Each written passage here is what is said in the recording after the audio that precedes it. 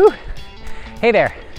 We all know the environmental and ethical reasons for following a plant-based diet, but what happens inside our bodies as we swap out animal proteins for more plant-based ones? I'm Adam Kruger, and you may know me as the PlantX Vegalier, but I'm also a lifelong athlete. Join me as I speak with different members of the medical advisory board here at PlantX to figure out exactly what goes on inside your body as you follow a more plant-based diet. Welcome to Medically Speaking. Protein, protein, protein. We hear so much about protein and how much protein we get. It's the thing we hear the most about, but the thing that we're least deficient in. But what about fiber? Did you know that fiber is so important and most people don't get nearly enough? Well, on this episode, I speak with Dr. Eva Weinlander, a family physician at Stanford, all about fiber, how much we need, why we should get more, and how it's gonna help us. Take a look. I'm Eva Weinlander. I am a physician at Stanford in family medicine, and I am also the director of faculty wellness. Dr. Weinlander, thank you so much for being with us again today. Can you tell us a bit about why we're not getting enough fiber and why it's so important for us to get more fiber in our diets? Well, that's a good question. Why aren't we getting enough? There's certainly lots of fiber all around us, but the sad diet, the standard American diet, just does not seem to include a lot of it. You know, it's not sweet necessarily, unless we're getting it in fruits, or we tend to take the skins off our fruit and drink the juice of it instead. So there are plenty of opportunities to get fiber. Why we're not, I don't know. I certainly worked with my patients, especially my pediatric patients, to include more in terms of snacks and develop the love of fibrous foods. Interesting. And so why the emphasis on fiber? What makes it such a healthy thing for us to consume, especially since, in my understanding, fiber isn't even digestible. It's kind of just the stuff that you eat that then just goes right through you. And I'm assuming it cleans you out. Is that the benefit that you get from fiber? Is that what the main point of it is? Yeah, that's certainly one of them. Some of the benefits are, it's bulky. So you tend to eat fewer calories when you have more fiber in your diet. It tends to stay in your system longer, and so it keeps you fuller longer. There's actually two kinds of fiber, and many of our listeners probably are familiar with the insoluble fiber, and that's the kind that, the celery and the skins of things that you don't develop calories from or gain calories from them and they help with constipation and moving things through. And then there are the insoluble fibers that we all eat but may not be so familiar with. And those are the things that when they're added to fluids create a glue-like or a gel-like substance. And they are helpful because they will you can add more fluid to it. So if you're somebody who's very constipated, it, bulks up the stool in a fluffier way, I guess, to make things go through, but it also absorbs things. It absorbs cholesterol and it absorbs sugars, and that's really important. Interesting. So then basically the fiber works in two different ways. One, it kind of cleans you out, but two, it cleans you out by connecting with things that we don't want excesses of in our body. Is that accurate?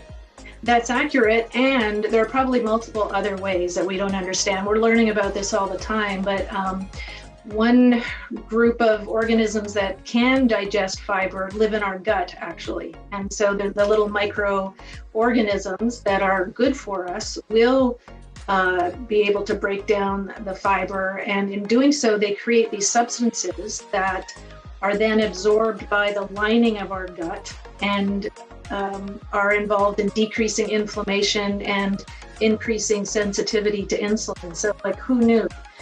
So there's many different reasons why, but those that you highlighted are definitely out there. Interesting. So obviously it's important for people to get more fiber in their diets straight up. And I know that this is a thing that's been going around for a while because most people are focused on protein, because we think that that's the thing that we need most. And, while yes, there are macronutrients that we need, protein, fat, carbohydrates, at the same time, we do have to focus on fiber because it's good for our health. And I know that there's an increase, or as you increase the fiber in your diet, you decrease the risk of certain bowel diseases. Is that true? That is true. That being said, caveat is that sometimes certain individuals will have an inability, either acquired or through some sort of illness or from surgery, to absorb some of that fiber, and so the bacteria will release gases, and that will cause a lot of discomfort. So if you're starting to increase your fiber, you want to go slowly. Or if you have any GI illnesses, you might want to talk with your physicians about which ones may or may not work best for you. Interesting. It's funny that you brought that up, because it's almost as if you telepathically saw into my brain. I wanted to ask about that as you're saying GI illnesses. That instantly what comes to mind, a topic sort of near and dear to my personal life is for people with inflammatory bowel disease, Crohn's, colitis, things like that. What would you say to those people who are going, well, hold on a second, if I eat too much fiber, I end up in trouble? Right. How do they find the happy medium of getting the right amount of fiber in their diets, but also not exacerbating their conditions? Right. I think I have the luxury of working at an academic center where we have phenomenal dietitians, and we have dietitians that are specific to folks with inflammatory bowel disease or even irritable bowel disease. So I think working with your physician or a nutritionist on developing the best approach and going slow is very important. It's good to know. So for those of you out there who are watching right now, look, probably eat more fiber. But if you're suffering from any kind of inflammatory bowel disease or anything like that where fiber is kind of weird, like Dr. Weinlander said, speak to your doctor, because you still do need the fiber. You still do need to eat the proper things. It's just a matter of figuring out in what proportions and how you're going to do that healthily. So healthfully. That's a better way to say it. So definitely look into that. Like we always say, eat more plants, get more exercise, get outdoors, get more rest, because it's so important. One thing I always say is I'd rather pay the farmer now than the doctor later. No offense. So I love it.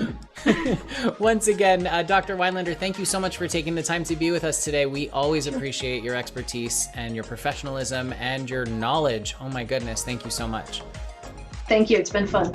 Well, I hope you learned something new here today, because I sure did. If you have any questions, just put them in the comments below and we'll address them in a future episode. Until then, stay fit, stay healthy, and eat more plants. See you next time.